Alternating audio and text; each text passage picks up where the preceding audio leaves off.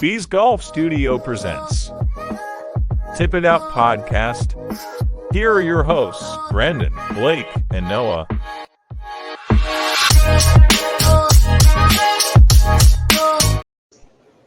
All right, guys, welcome back. Welcome back, boys. Long time no see. Let's do it. For you guys listening out there, sorry for the long break. We just really we felt like we were getting kind of stagnant, and we wanted to bring you guys some better excitement, some better segments.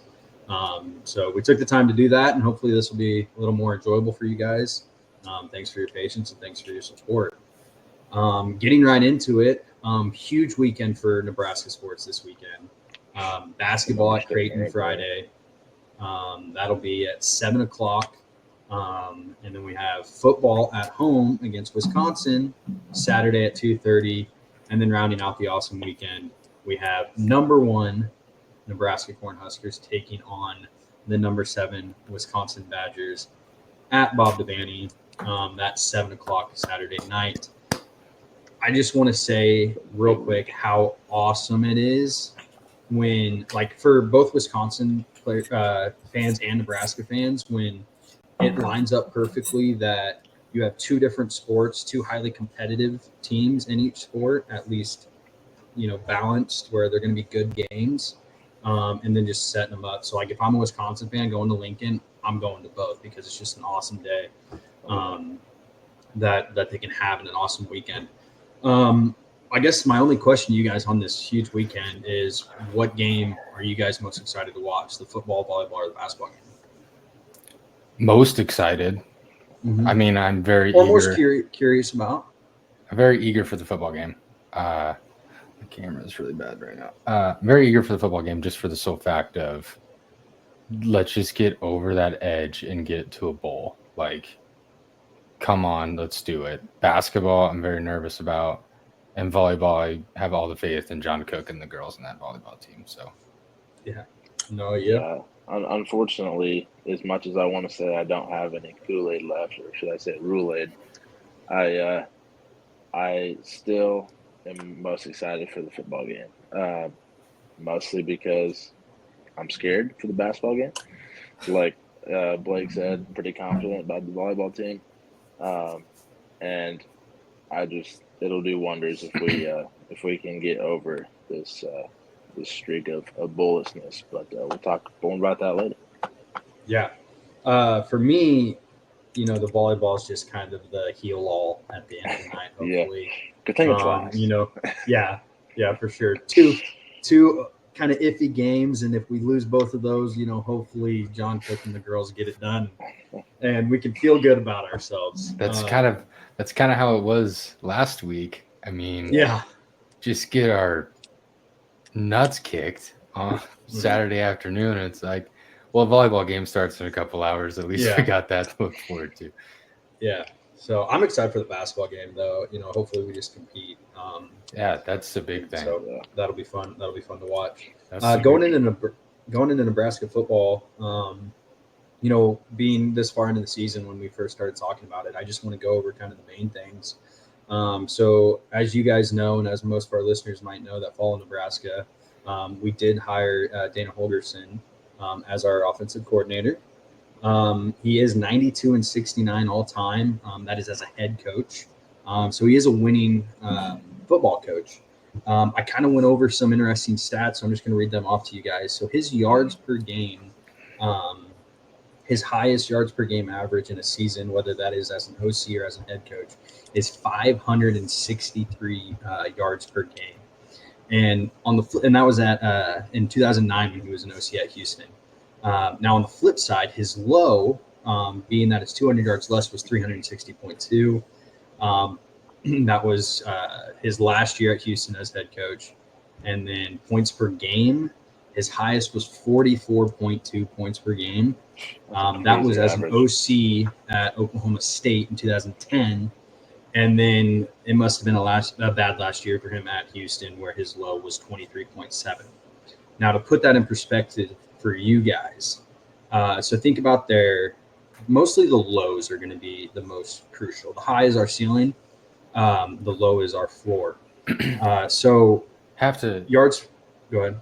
interrupt, but you have to take in consideration Houston was Conference USA at that time, to where all those games were basketball scores. Yeah, I mean, you have to take for what it's. But my point is he's prone to high volatile offenses. No matter where you're at, if you're putting up those numbers, that's pretty good, or at least you know the game well enough to be able to put numbers on those. But like I said, to put that in perspective, Nebraska's last 5 years, their average yards per game is 382.6 yards per game. That is only 20 yards per game higher than his lowest of all time as an so this hire is kind of looking a little good in that perspective. And then to put even more in consideration, we averaged about 23 points per game in those last 5 years. Its low is 23 points per game, and its high is 42. It's actually insane. So there's a lot of room for improvement there. So I guess my big question there is, like, seeing that, how are we feeling about the Dana hire? I was jacked in general, just for the sole reason of get the screen pass, bubble pass, Satterfield, the fuck out of here. It wasn't working. We knew it wasn't working. Okay. But I know what you're saying, but like the pure excitement of having someone new, a new taste, a new look, a new refresh, new start was better than trying to have all the pure pressure saying get rid of rule. That's where I'm at. Yeah, so. I mean, so I'm not going to disagree with you that the calls he made and the sequence of calls that he made kind of didn't work, but we ran a lot of the same plays that he ran, but they worked this week. And I don't know if you heard Holgerson's comments today in the presser. I did. But he basically just said, guys, I'm talking about our receivers for the bubble screens right now. He said, guys, if you're not going to block, you ain't getting the ball. And that is what you need. You need a no-nonsense coach who's not going to put up with it. And that just tells you he's a better coach. He might not necessarily be way better at play calling, because I think any competent OC who's been doing it for a while can call good plays. But to get your players to execute them and to call them in the right order is a big thing. And I mean, you saw that increase, or that increase in productivity with blocking on the edge with his receivers just in the one game. I mean, was it Banks who was absolutely pitiful at blocking on the perimeter throughout the entire year, and he had some of the best blocks of the game against USC. Well, he's the biggest guy out there. Yeah, so I mean, it looks like there's some buy-in from him, but what's sad is it was there all along, and we could have had it for all year. So I mean, on that, motivational wise, Satterfield was poor, but we wouldn't be talking about Dana as OC if we had this production from the players, or this buy-in from the players early on. But I'm glad with the Dana hire. But I kind of feel for a guy for the Satterfield. To be short with the topic and not get into all the details, 100%. My favorite comment that he made today was the reason he took the job is because he was bored. I thoroughly that was out of context. People were fussing that people were just talking about that and not giving it in context because he was joking. I just want to put that out there. I thought it was the funniest thing. But I'll tell you, I'll give you one of my most interesting quotes from his presser today, is that he, in a roundabout way, and he wasn't placing blame on anybody, but all year you heard, why can't our O-line block for our running backs? And he basically came out and said that he went to our running back coach at halftime of the USC game, E.J. Barthel, and said, dude, we got to figure out a way for these running backs to make people miss. They got to hit holes harder. They got to take the right hole, take the right gap, and they got to make people miss. And you saw in the second half, we were running it. Maybe the best half we've been all year. Not Ramir. Emmett. It was Emmett. Dude, he looked so good. Yeah. Dowdell looked pitiful. Did you see the first couple? There's 2 plays in the first half that he almost could have gone. He almost could have walked in the end zone from 60 yards. if he just made one cut. I mean, he just couldn't read his box, which was Yeah. surprising. But It's crazy how much I'm hearing that some of these assistant coaches might be let go this offseason, which, I mean, that's not a topic to get into now, but I've heard a majority of the yeah, offensive position coaches are not safe this offseason. yeah.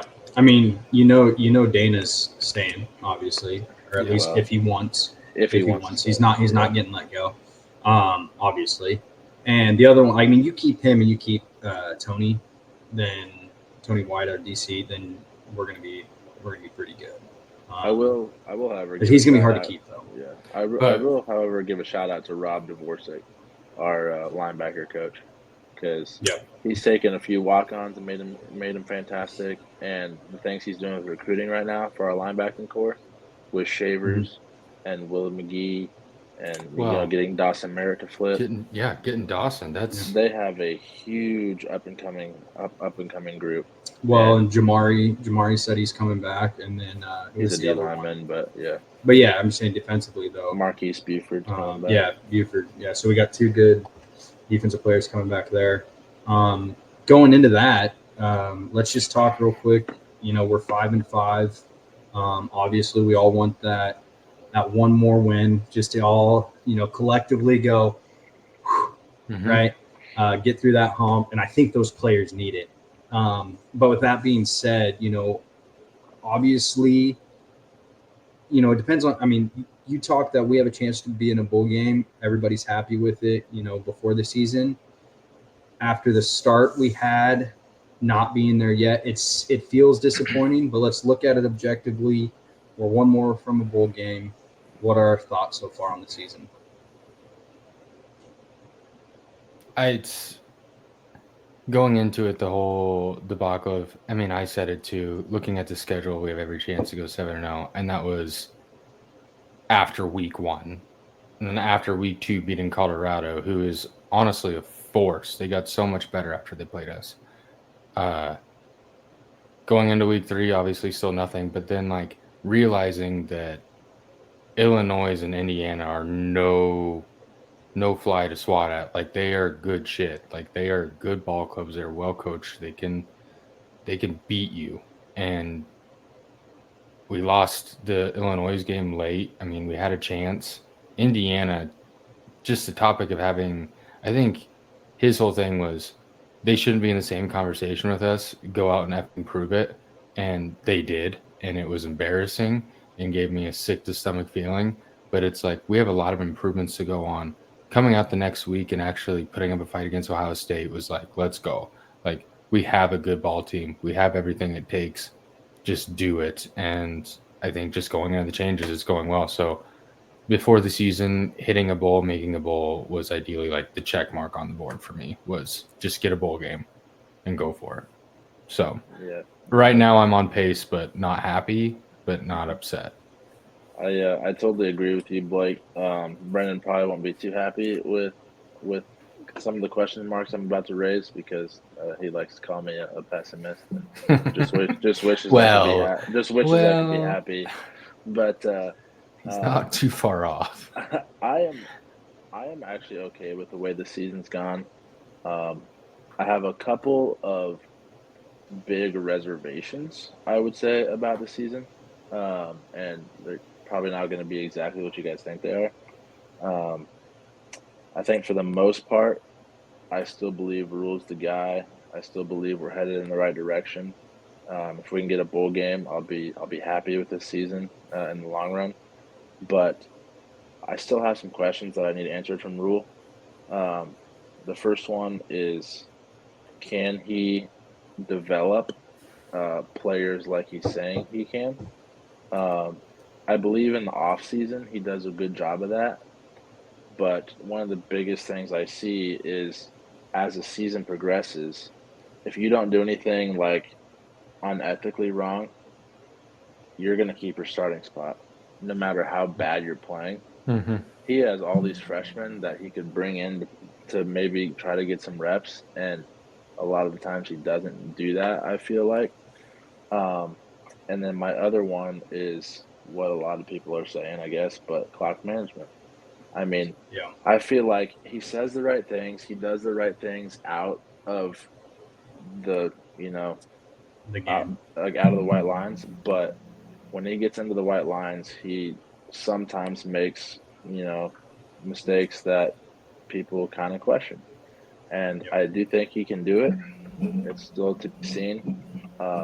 My biggest, regret about the season so far, and my biggest kind of, like a hold up, wait a minute type of thing, is that Tony White's crew. While I love Tony White, he's my favorite coach, but they have been wildly inconsistent this year on defense. Mhm. It's kind of you play super well or you play god awful, and it's not Yeah. in the middle. And if we're being honest, I mean, obviously our offense could have made a few more plays, but the reason we lost the Illinois game was our defense. It was not our offense. Well, Our defense played like trash the whole I'm game, and they gave up the same play over and over again. And it's kind of happened. You saw it kind of happen last week. They did not play very Yeah. well, and you kind of saw it happen in a couple of other games too, and the Indiana game where they just couldn't stop, anything. So, Yeah. but overall, I'm okay with the season so far. Yeah. I mean, I'd agree with that. Just everyone needs that. The players need that one win. I think more than the fans do, if we're being honest. Yeah. Now going into hopefully a more hopeful season, we'll touch quickly on the Nebraska basketball team. We're 3-1. Tough loss against St. Mary's last tough. time. Love the fight coming back Yeah. down the stretch there to make it come down to one last possession. I love we're actually averaging. Granted, competition hasn't been outstanding, but averaging 77.5 points per game, as well as holding our opponents to 65.5. That giving 77 up to St. Mary's, I don't think we can compete with that. I think we got to keep teams around the 60 in order to really win, unless we're feeling it some game. We look at some guys. I'll just cut through our leaders here. You've got Bryce Williams leading our points per game at 18.8, almost 19 points per game. Burke Butensell is averaging 6.2 rebounds per game. And the most astonishing number to me here, which I think needs to be improved, just looking at one stat from one guy, is our assists per game leader is Jawan Gary at 2.5. It's not. Um, It's not a lot, but 2.5 for your assist per game leader, to me, just screams we're not having enough assists throughout a game. That was kind of eye catching to me. But so far, what have you guys liked? What have you seen out of the basketball program? Fearless Bryce might be a dude. Well, he struggled his first game. I think it's just one of those things, but I like him a lot. I'm so happy that he came back. I'm so happy Gary came back. From there, I've really only been able to see the St. Mary's game. It's the only one that's been on TV for me without having all the subscriptions. So I don't have much to say other than I wasn't completely disappointed in that game. The turnovers was lean over the toilet and vomit bad, but take that for what it is for only losing by You might 3. have to get your gut health checked out with how sick you are. Dude, it's just Nebraska. My Lord. But yeah, so I don't know. I don't have a lot of opinion just because I've only seen one game, but I do like Fearless Bryce. Might be a dude. We definitely need Bryce to be a dude. I have my reservations about this squad, but they Surprise. are they have a lot of potential. It's gonna take a while for them to click. Right now, I don't think they exactly know where each others are going to be on the court. They don't know kind of what the movement's like. I would like to see Fred kind of shrink his rotation a little bit. Maybe not playing him at all, but playing more guys more minutes and some guys less minutes. But yeah, like you said, the turnovers and just the fact that we have one catch and shoot shooter on the roster really makes me worried. But they have been scoring a little bit. Just got to limit those turnovers. Yeah. Absolutely. One last thing here before we wrap up this part of the pod. Just real quick, give me a name. I want you to tell me the one person you're most excited to watch this season, or you're just kind of your favorite player on this basketball team. Just give me a name quick. I mean, Minnie Hoiberg's always going to be my favorite player to watch. No. Yeah, Juwan Gary's my favorite player. He was last year. He's just the heart and soul of the team. So Yeah. keeps us together. Yeah, I mean, I'm most impressed with Morgan, transfer from North Dakota State. Yeah. Just excited to kind of see what he can do. Hopefully, get some more minutes. Last but not least, we mentioned it early. Shout out to Nebraska Volleyball. They're now 26-1, 16-0 in conference play. Hopefully, they'll continue that success here in Wisconsin. Now, on to a fun new segment. We're now breaking our podcast up into segments. We are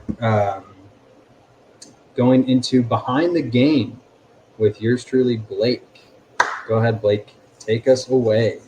Okay, so in Behind the Game with Blake, we have a couple segments that we're going to go over. I think every single week I'm going to kind of change it up, move it around.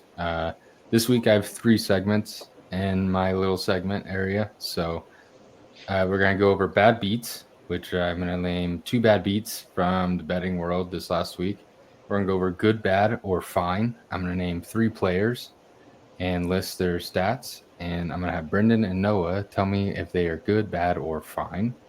And then we're going to go over a little bit of trivia. The trivia is going to be kind of try to be quick, but there's 2 trivia questions. So to start, bad beats. I had stuff on both these games. It's kind of why they stuck out to me. Laying in bed Wednesday night, watching Christmas movies with the wife and daughter, watching this game on my iPad while the movie's going, getting super excited. Kent State, Miami, Ohio. I took the over at 45.5. It's about 3.5 minutes left in this game. Miami, Ohio has the ball, and they're leading by a lot. And they're just running the clock out. Doesn't really matter. Kent State ends up forcing a fumble, gathering that fumble, sprinting back down the field, scoring a touchdown to hit the over. And I'm fist pumping in my bed, jacked, because they hit the over, cashed, like, let's go, we hit. All of a sudden, no one's celebrating because this damn zebra on the field had an inadvertent whistle. There was no touchdown on the play, and Kent State recovers the ball and doesn't know how to get into the end zone after that. So the game ended, and it was 43 was the points scored, and I needed 45.5. So that was sick. So big bad beat for the over bets because it hit, but there was an inadvertent whistle to turn it around. Shout out to the zebra on that one. Yes, shout out to I got my own little trivia here, Noah. Do you know what they call that? They call somebody sweating out a Wednesday night football game with their daughter and wife watching Christmas movies. You know what the term for that is? A football lover. I think you should tell me. Degenerate. Yeah, No, is what that is. no, that's a ball lover. Yeah. I That's a think ball lover. I think Blake is the least degenerate out of all 3 of us. So Thank you, Noah. I Appreciate can't you. really say too much about him. So the second bad beat that I had, I also had stuff on this game, was the Liberty minus 14.5 over UMass. I took UMass at plus 14.5. So what had happened in this game was actually super, super crazy. So with 12 minutes left in the fourth quarter, Liberty was up 39-12. UMass scores and just keep stopping Liberty, and the game ended up finishing at 35.5, 35-34. So UMass covered the spread and almost beat Liberty by being down in the fourth quarter. Substantial. So that was a bad beat for all the people who had Liberty covering. Okay, now moving on to good, bad, or fine. I have 3 players, and I'm not going to mention who they are, and we're just going to go through the statistics. So this first player has football statistics? Nope, these are all basketball. So it's off their stats of what they've played so far this year. This first player has played in 4 games. They have a record of 1-3. And this player's field goals for the first 4 games was 6-13, 6-14, 6-7, 9-24. 3 points, 2-5, 5-10, 5-6, 1-11. Rebounds, 4, 3, 2, 5. His first game, he had 4 turnovers. His fourth game, he had 4 turnovers. His first game, he had 0 assists. Second, third, and fourth game, he had 1 assist, 2 assists, 2 assists. First game, 14 points. Second game, 19 points. Third game, 19 points. And fourth game, 23 points. Is this player good, bad, or fine? I think he's fine. Seems like he is the green light star of the show on a very bad team, is what I'm getting out of that. And he's got the green light. Depends on the competition he's played. I'm assuming this is a smaller school playing good competition. So yeah, he's got the green light, and he's got to make plays for his team. If he doesn't, they lose anyway. So he's got to go out and make it happen. He's fine to me. Noah? Yeah, I actually agree with Brendan. I'm going to go with fine as well. Contrary to what I think you guys probably think, I would actually call him good if his team had a better record. And like Brendan said, they could be playing, really tough competition. But aside from that outlier game, I think it was the 4th game that you read, he was actually somewhat efficient. Like, it was just slightly below 50%, and all of his 3-point percentages, except for that one outlier, like I was talking about, haven't been bad. Correct. weren't bad. So I would actually call it pretty good if his team was winning. But I would say fine. This player is Marquise Johnson from Bowling Green. God, I told you it was a small school. So he had a big Twitter thing come out on like his highlights, and it was him just looking like a dog. And I went in and looked at his game stats, and they had this big 3-pointer that he made, a couple step backs, and he had 24 attempts. I'm like, man. Okay, this next player, he's played 5 games. Their record is 0-5, and it is another small school. 7-22, 4-14, 9-21, 11-23, 6-14 are all his field goal attempts. 3 points, 3 for 11, 2 for 10, 2 for 8, 10 for 17, 3 for 9. He averaged 17 he made 10 threes in one game. 10 threes in one game. Yeah. He's averaging around 3 rebounds a game, averaging around 2 assists a game. Turns the ball over probably averaged 3 times a game. His first game he had 20 points. Second game he had 10 points. Third game he had 25 points. Fourth game he had 38 points. That was a 10 3-pointer game. And his 5th game he had 15 points. Would you say he is good, bad, or fine? Yeah, I'm going with fine. Fine, borderline good. I mean, you make 10 threes in a game. I mean, 10 of 17 shooting from 3 is absolutely really good. It's really good. So he's borderline good for me. I'd like to see more efficiency out of him. So my opinion on him is you cross out that 4th game. He's 3 for 11, 2 for 10, 2 for 8, 3 for 9 from the 3-point line. Well, saying that, I know what the 4th game is. Taking out that 4th game I see that he's making progress. He is trending. Okay. Is what I see from that. I mean, he's on a bad team. He's got to be their 0-5. I don't think that's solely based on his, lack of ability. I think he's fine. I would like to see a little more efficiency. Yeah. Maybe get those field goals down just a little bit. But other than that, I think he's fine. Noah? I'm going to go fine, and then I'm going to shade the bad side, actually.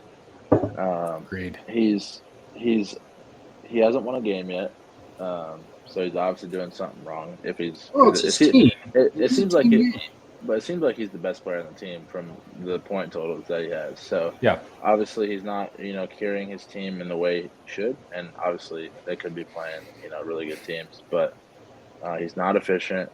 He's not doing anything other than shoot the ball very well. He's doing okay in some of the other stats. But if he gets the efficiency a little better and kind of, maybe raises one of those other two stats a little more, then I would definitely call him fine. Is he a So point guard? he's a guard. So this player is Abdi Bashir Jr. from Monmouth Hawks. He leads the nation in field goal attempts. That's kind of why I pinpointed him. This third and last player has played 3 games. They are 2 and Please be who I hope it is. First game, he was 7 for 19 from the field. Damn it, it's not. He was 3 for the 11 from the 3-point line. Had 7 rebounds, 7 assists for 24 points. Second game, 3 for 15 from the field. 1 for 7 from the 3-point line. 1 rebound, 4 assists, 16 points. 5 for 13 from the field. 1 for 7 from the 3-point line. 3 rebounds, 3 assists, 1 steal, 2 turnovers, 13 points. Is this player good, bad, or fine? I mean, I don't want to sound like a broken record here. He's fine. But does he fine? But what he has to do is he has to start shooting threes. You literally take out every 3-pointer he's ever shot, and his efficiency doubles. Yep. I mean, just based on listening, obviously I didn't write it down to actually know the stats behind that. But I mean, the one game he went 5 of 13 and 1 of 7 from 3. So it's like the guy went 4 of 6 from everywhere else. Like, I don't know if he's a mid-range guy or a guy that's got to get to the paint. But the dude's got to get to the paint and stop shooting threes. And as soon as he does that, he seems fine. Yeah. Also, may want to take care of the ball a little bit. I'm gonna say that he's fantastic. Shut your mouth. I know you know who he is. I'm going to say this to you, Blake, because I hate you right now. Well, who Blake is talking about right now is arguably the best shooting guard in the country. And he's played in 3 games this year. And he almost won Naismith Player of the Year last year. He won ACC Player of the Year last year. And This is RJ Davis. He is really good. It is RJ Davis. That's what he's talking about. He's Let's be honest though, his 3-point percentage has never been great. Stop it was shooting. really good last year. And Stop shooting. what was his percentage last year? I don't know exactly. Let me look. I mean, But I guess to him it didn't really matter because what's his nuts was there with him, and he just Caleb Love shot wasn't it. there last year. Yeah, no, I know. That's what I'm 2 years saying. ago. Is it never helped? It never seemed to help him when he had to get up his own. So yeah, he probably was improved last year, not having Caleb Love. My take on it is that I think RJ Davis is a very, very good player, and he's going to be a top 5 draft pick. Like he's a baller. Dude's got to figure it out. He's not the first 3 games. Yeah, he had 24 He's not playing points. great this year. He's scoring the ball, but like it's Last also year, yeah. I mean, could be a last year, lot better. Yeah. I mean, last year he shot basically 40% from 3, Yeah. which is really Okay, good. what was? I wonder what his attempts were there, because it just Like seems right now. last year, Yeah, he averaged about 5, 6. well, he averaged 3 a game, and he shot about 7.5. So he was like So- 3 for 7 or 3 for Yeah. 8 most games. So I think right now, just based on knowing who it is, obviously we know he's a great player. He still has to stop shooting right now until he finds it. How soon Now did you can say what you want. Some people you got to shoot out of your slump. He's But- the best player on the team. He's not going to stop shooting. How soon did you know who I was talking about, Noah? I kind of could tell because I kind of figured you would do something like this, and I have watched all 3 of the games, obviously, and I know what he did against Kansas. I knew what he did in the first game, and I know what he did against Kansas in the second game. And then I didn't really watch the third game. I think I was busy, but no, he's been a mid-30s at least 3-point like field goal percentage like all 4 of his years. I think this is his 5th year. I So, love like, watching him play. He's thoroughly always do. been a quality shooter. He's never really had a bad percentage. He's just off to a terrible start this year. Sorry, folks. I do know. Do you know who I was hoping it was going to be? And I was hoping you happened to go to I believe Bethesda College. I was wanting to do a bigger school. So, well, Bethesda College, a kid that plays there goes by the name of Julian Newman. God! And I believe he is averaging like 2 points per game on 17% shooting. Yeah, his stats at Bethesda are College. So not even worth talking about. So getting on to the third segment of my segment, we're gonna go into the trivia. We'll make the first one pretty quick. Shouldn't be too much. It's kind of a two-parted trivia question. So, who was going into? Noah and I just do this as a team, or what? Yeah, just the easiest. Both of you as a team. We'll just do it. This one's the easiest one. So with this one, since it is college football and it's the first year of the 12-team playoff, who won the first college football playoff championship, and who did they play, and what was the final score? If you don't know the final score, that's fine. What year was it? Oh, 2016, 2014, I think. 2016. It was definitely like. It was Bama, wasn't it? It was 2016. I think Bama. It was Ohio State. It was Ohio State. Who did they play? Ohio State won it? Yes. They played Oregon. They did play Oregon. Good for you know. I don't fucking call it. That's a total shot in the dark right there, but I'm just trying to remember it. But the final score was like 63 or something like that. That's how much Ohio State had? No. They had a lot of points, didn't they? 42. The final score is 42-20. Ohio State over Oregon.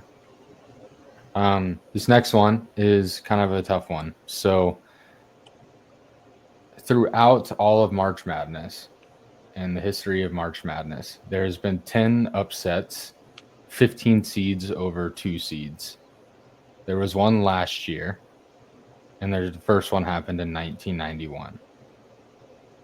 Do you know, or how many of those upsets do you think that you can name? FGCU over Georgetown. You have no.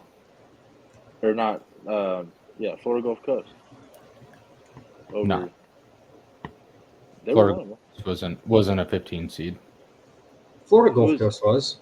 No. Yeah, Dunk City or whatever they were not over a 2 seed in the first round. No, they weren't. They were a 15 seed. They would have had to play the 2 seed in the first round. Yeah. No, they were. I literally looked this all up because I could name. Check them in the comments. Yeah. I think that one needs fact check. I'm almost positive Florida Gulf Coast. St. Peter's was one. So we don't. St. Peter's was one. Yeah. Yeah.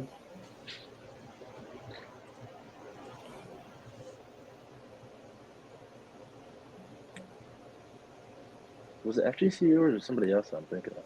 I know it was Florida Gulf Coast. Florida Gulf Coast and St. Peter's. And the other one was that I know off the top of my head. He was kind of a whiter, light skin, kind of curly hair. Was his dad a coach? It was Georgia State. Middle Tennessee. No, Georgia State. Were they a 15 seed? His dad was the one that fell.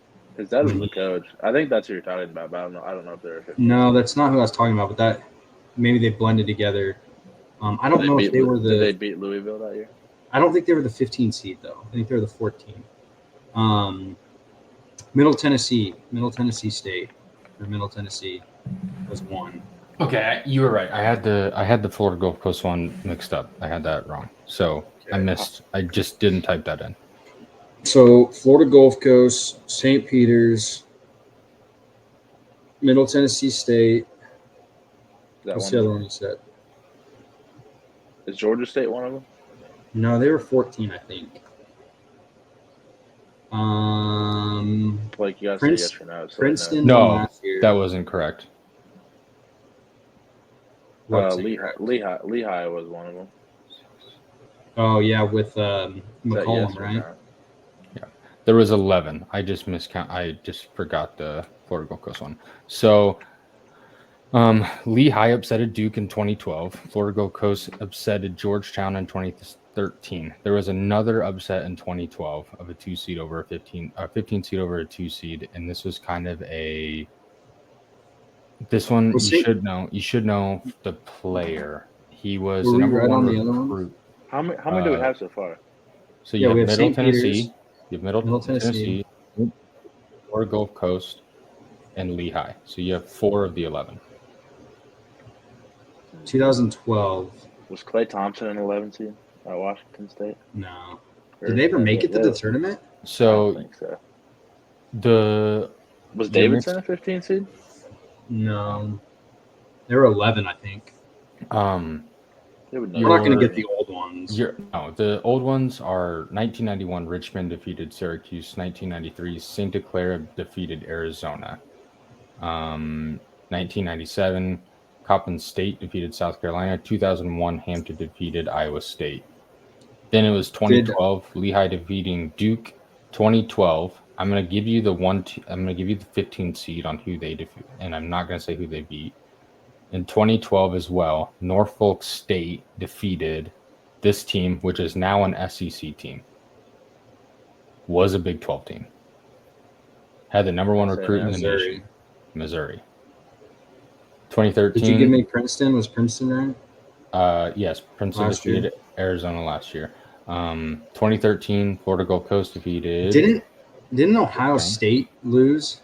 They did. This is, I think, the last one that you need. No, you need. That was the one that like started the trend again.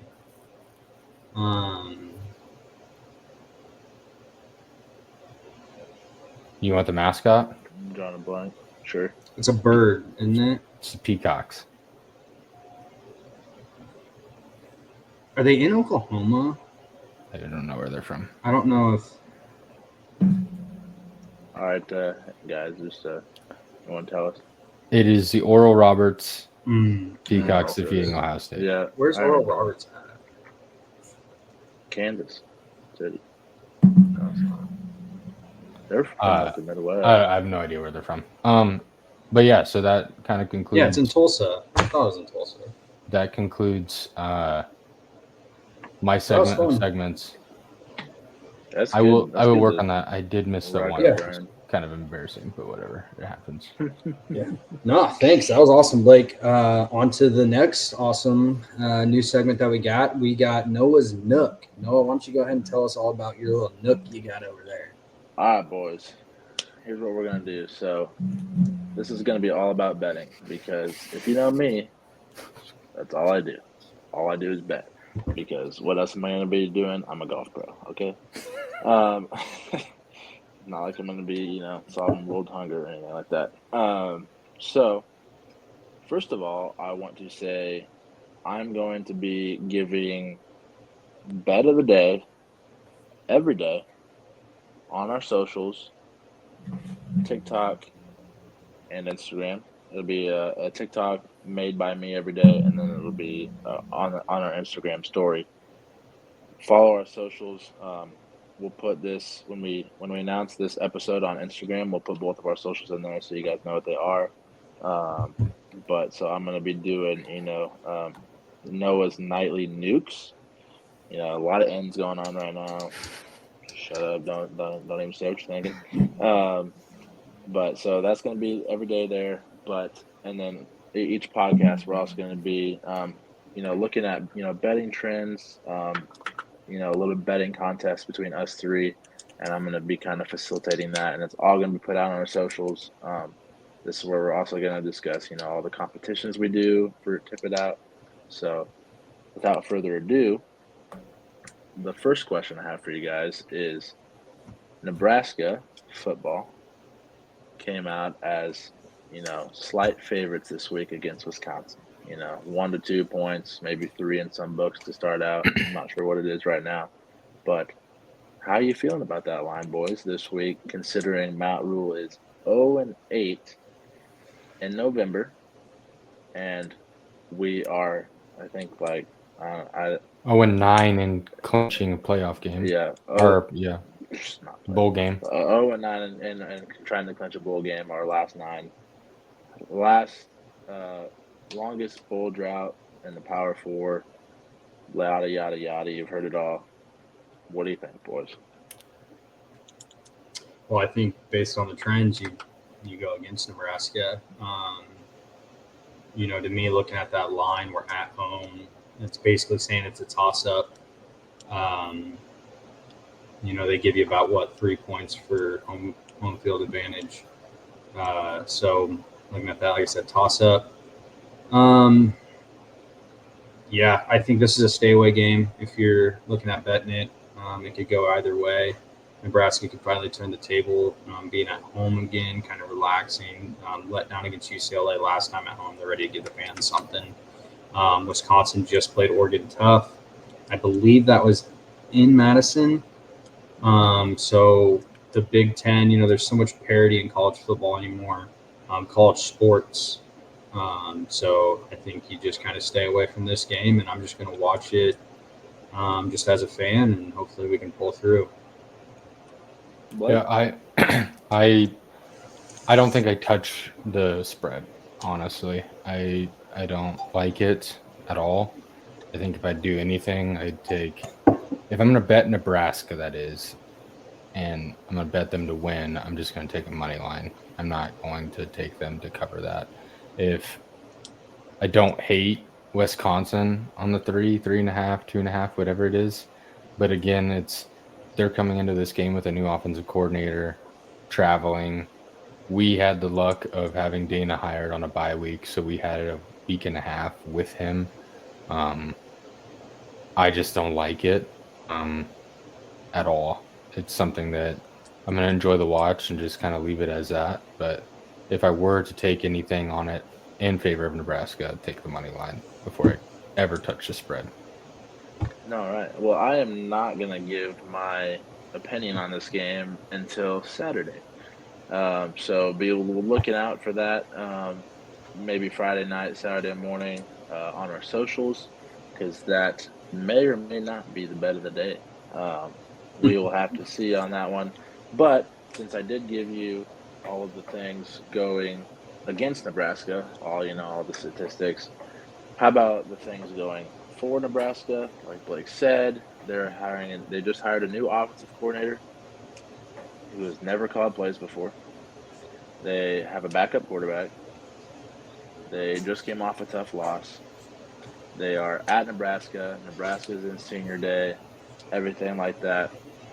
Now, when's the last time you ever known Nebraska to take advantage of a team when they're down?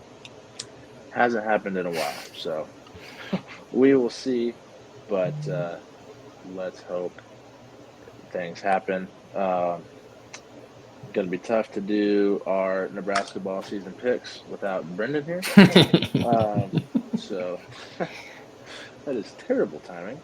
But it happens. See, it does. Kiddo's having some trouble, so we're gonna have to step away. But So what I will say this. Sorry, Blake, but I will say. So what we are going to do is we're going to make a game-by-game prediction, each of us, for the rest of Nebraska basketball's season, and we are going to revisit it kind of middle of the year and see how we're doing, see if we want to make any changes, and the loser is going to take either a shot or shotgun a beer, maybe a Four Loko. We'll see what we want to do to the loser, but look out on our socials for that graphic about what we all picked. Since with Brendan gone, we won't be able to do it, live right now. But to look out on the socials for that. The last thing I will say for Noah's Nightly Nukes tonight, it's already over, but I had a 2-leg parlay of Sanford plus 17.5 against Michigan State and Marquette money line. That did hit, so we are 1-0 on Noah's Nightly Nukes. If you don't believe me, which some of you might not, but I will be posting it every day on our socials, and I also will be tracking all my bets on Action Network. So I will share you my username on our socials for that, and you guys can all give me a follow, and I will be placing them on Action Network before the games start. You'll be able to see it. I won't make any changes, and I will be keeping, a tally for my record on our socials as well. So Love be it. on the lookout for that, boys. Love it, love it. I'll go ahead and I can give my predictions for what I think the Nebraska schedule will be. Let's just go. Let's do R2. We'll get Brendan's later. But let's do R2, and then we can. So I'll basically just say a game. We'll start with the next one and go out the rest of them. I'll say who we're playing. I'll say where it's at, and then you just give me a quick who's gonna win. All right. Sound good? Yeah. All right. Nebraska at Creighton. Who you got? We're gonna lose that game. Perfect. I think we're gonna lose it as well. So I'm gonna go with Creighton, gentlemen, for that one. South Dakota at home. We win that game. Okay. I believe we win it as well. Perfect. First game of December, we got North Florida at home. We win that game. Okay. I'm going to be different. I'm going to say we lose that game. Only reason being is North Florida has already beaten 2 Power 5 teams. So I don't want that to be a letdown. Nebraska at Michigan State. We will lose that game. Okay. I also think we lose that game. So I'm going to say we lose as well. And then we play at home against number 16, currently Indiana. We lose, but we cover. Lose but cover.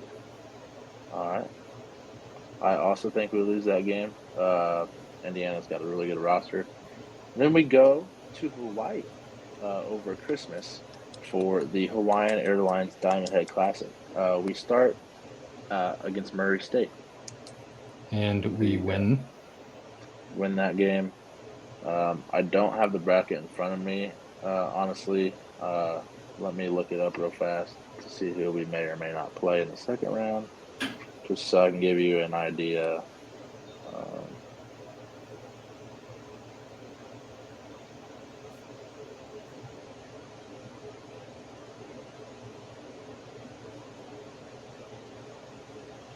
Let's see. Sorry, guys. Give me a second. All right, so we start with Murray State. If we win, we would play the winner of Charlotte and Hawaii. Who you got? We win. We win.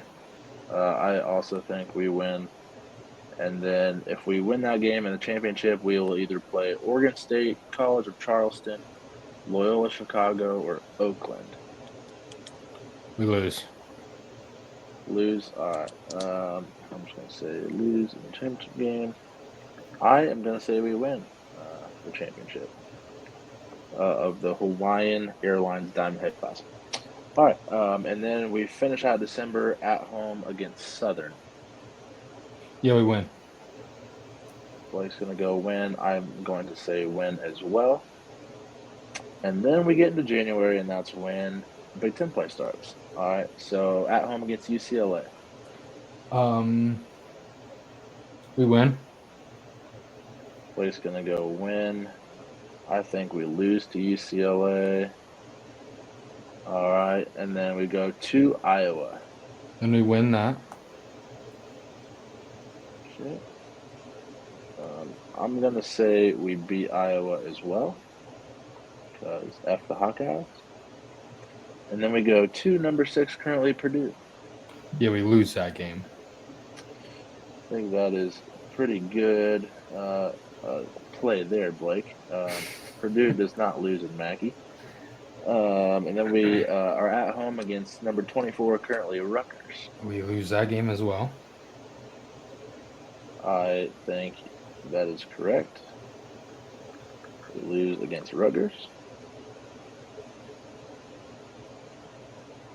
Okay, and then we go to Maryland. We lose that game as well.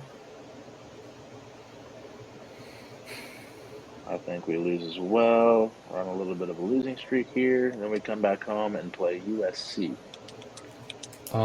We win that game against USC. I think that is correct as well. Next, we go to number 19, currently Wisconsin. We win that game, and Connor is going to have himself a day. I like the optimism. I think we lose to Wisconsin. Then we come back home and play number 25, currently Illinois. I have us losing to Illinois and losing to Oregon the next game. I have us losing to Illinois as well. At Oregon, I will say we lose as well. Okay, then we go to Washington. We beat Washington, and then we beat Ohio State. I think we beat Washington as well, and I'm going to say we lose to Ohio State. At home. I do. I think Ohio State's got a really good roster. And then we stay home and play Maryland. We lose to Maryland. I'm going to say we beat Maryland this time, second time around. Know them a little better. At Northwestern. I have us beating Northwestern and losing to Penn State. I am the same way. So I then beating Northwestern. Hold on one second. Sorry. You have us beating Northwestern and then losing to Penn State. I then have us going on a 4-game win streak to end this regular season. And hopefully getting a good seat in the Big Ten. All right, guys. Well, there you have it. Those are Blake's picks. My picks, I have us losing to Penn State, beating Michigan, beating Minnesota, losing at Ohio State, and then beating Iowa to finish the season. So there's our picks for this. We'll have, like I said, we'll have a graphic out to you guys in the very near future about those picks, and we'll revisit those. So make sure you follow along. Show Nebraska ball some love because God knows they will need it this season. But appreciate you guys sticking around. If you guys missed us during our gap, we really appreciate you sticking along. Like I said, follow the socials. We're going to be very active on TikTok and Instagram from now on with a plethora of content coming your way. Yeah. And if you want to make money, you know what to do. So subscribe to whatever our subscriptions are with Spotify, YouTube, and Apple. Also comment on our socials on thoughts of what you think or bets that you like or whatever it possibly could be. Maybe a clip from a segment that you like or would like to see, your thoughts on something that we should do. Goal is just to have fun and make this enjoyable for everybody. So that's what we're doing. For me, go Big Red, and let's prove Noah and I wrong, and let's see Nebraska beat Creighton, and let's go undefeated this weekend. We'll say if you disagree with anything Blake says, like on our socials, if you comment on that, he does get a little sensitive, so be kind. Thanks. Please be kind. Appreciate you, Noah. Yeah. But let's have some fun, boys. We'll be here every week now. Sorry for the long delay, but we'll really keep you guys informed, and hopefully we even get that merch out later on. So we will see you guys next week. Appreciate y'all for having us. Thanks, guys.